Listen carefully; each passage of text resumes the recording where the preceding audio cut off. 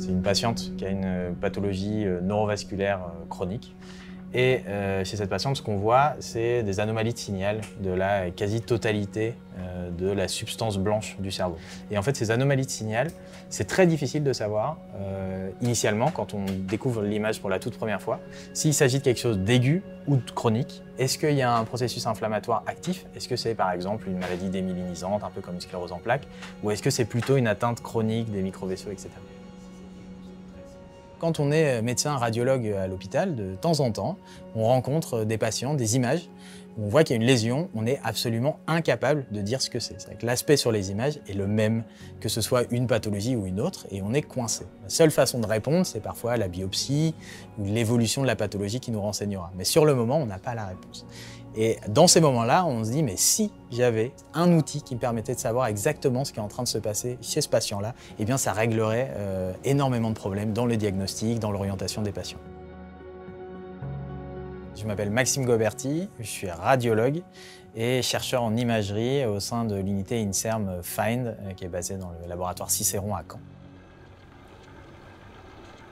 Notre projet de recherche, son objectif essentiel, c'est d'essayer de visualiser l'activité du système immunitaire à l'intérieur du corps.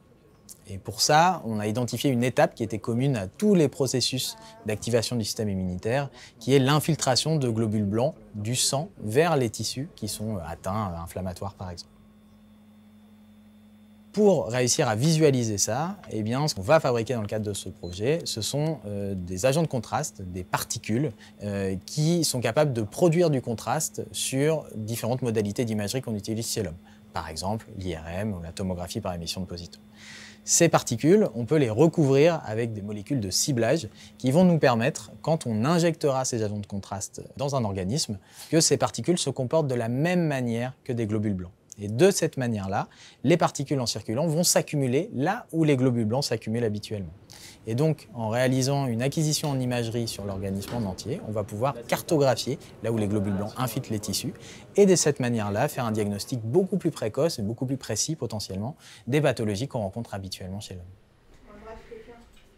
Donc là, c'est dans un modèle expérimental d'inflammation cérébrale où il y a une molécule pro-inflammatoire qui a été injectée du côté droit du cerveau. Donc là, il y a de l'inflammation du côté droit et pas d'inflammation du côté gauche. Et ça, c'est une IRM classique, la même que celle qu'on pourrait faire chez l'homme. Et on ne voit pas de différence avec cette IRM classique entre les deux hémisphères. On ne voit pas de différence de signal entre l'hémisphère droit et l'hémisphère gauche.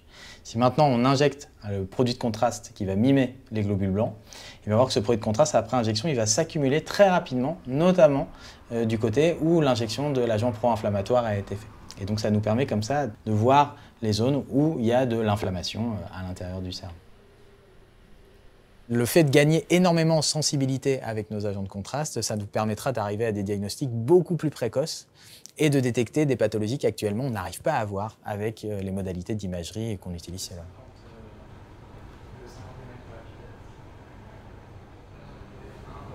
Quand j'ai appris Vérifier Lancement Impulscience, la première chose, ça a été de me dire mais c'est super, toutes les choses qu'on va pouvoir faire, tout le projet qu'on avait prévu, on va pouvoir aller jusqu'au bout, explorer chacune des pistes et réussir à développer tous les outils qu'on avait imaginés au départ. Un des éléments qui va vraiment être différenciant, qui va nous permettre d'accélérer, de donner une impulsion à notre projet de recherche, c'est déjà le recrutement de chercheurs doctorants et post-doctorants. On va étoffer l'équipe, on va pouvoir aller beaucoup plus vite sur les différents aspects du projet qui a été financé.